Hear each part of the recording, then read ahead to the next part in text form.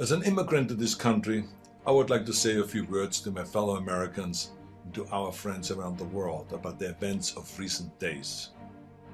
Now, I grew up in Austria. I'm very aware of Kristallnacht, or the Night of Broken Glass. It was a night of rampage against the Jews carried out in 1938 by the Nazi equivalent of the Proud Boys. Wednesday was the day of broken glass right here in the United States. The broken glass was in the windows of the United States Capitol. But the mob did not just shatter the windows of the Capitol, they shattered the ideals we took for granted. They did not just break down the doors of the building that housed the American democracy, they trampled the very principles on which our country was founded. Now, I grew up in the ruins of a country that suffered the loss of its democracy.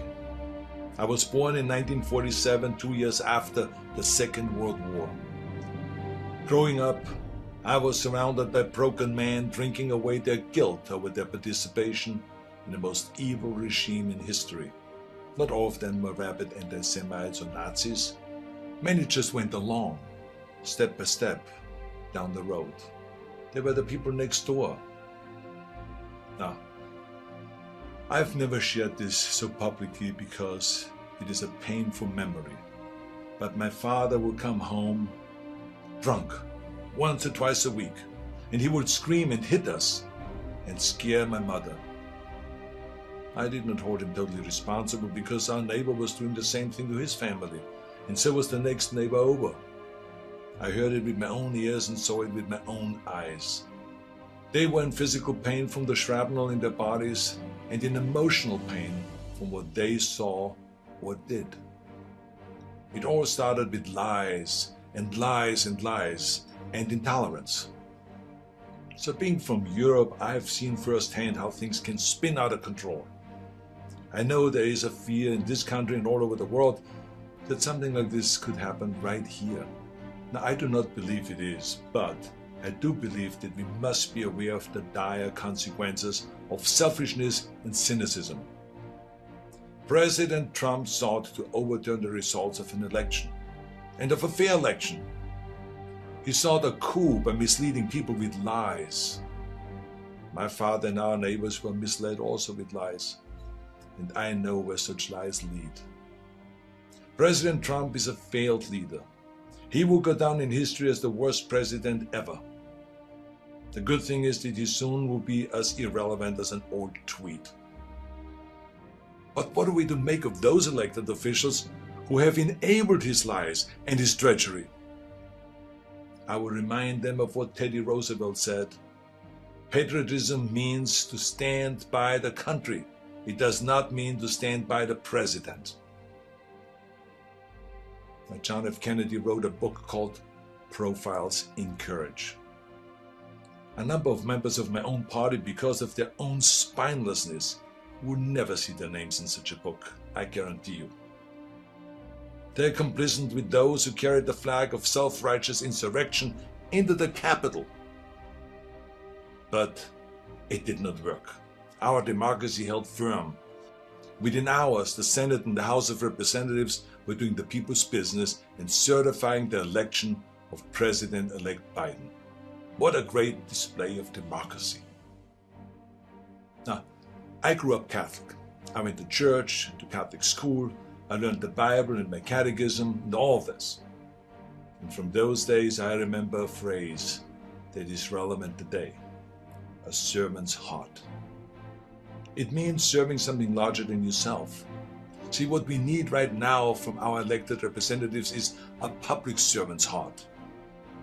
We need public servants that serve something larger than their own power or their own party. We need public servants who will serve higher ideals, the ideals in which this country was founded, the ideals that other countries look up to. Now, over the past few days, friends from all over the world have been calling me distraught and worried about us as a nation. One woman was in tears about America, wonderful tears of idealism about what America should be. Those tears should remind us of what America means to the world. Now I've told everyone who has called that as heartbreaking as all of this is, America will come back from these dark days and shine our lights once again. Now you see this sword? This is the Conan sword. Now here's the thing about swords. The more you temper a sword, the stronger it becomes.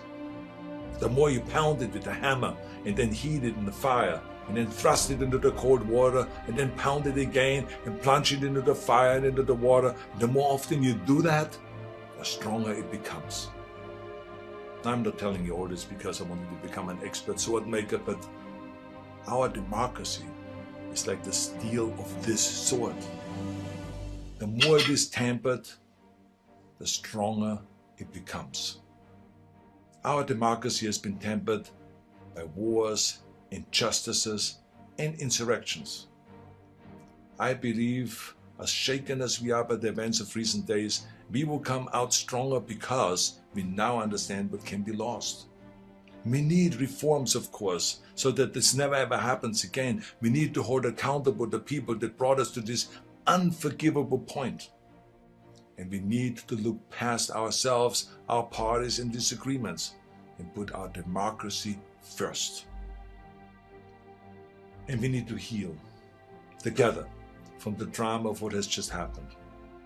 We need to heal not as Republicans or as Democrats, but as Americans. Now, to begin this process, no matter what your political affiliation is, I ask you to join me in saying to President-elect Biden, President-elect Biden, we wish you great success as our president. If you succeed, our nation succeeds. We support you with all our hearts as you seek to bring us together. And to those who think they can overturn the United States Constitution, know this: you will never win. President-elect Biden, we stand with you today, tomorrow, and forever in defense of our democracy from those who would threaten it. May God bless all of you, and may God bless America.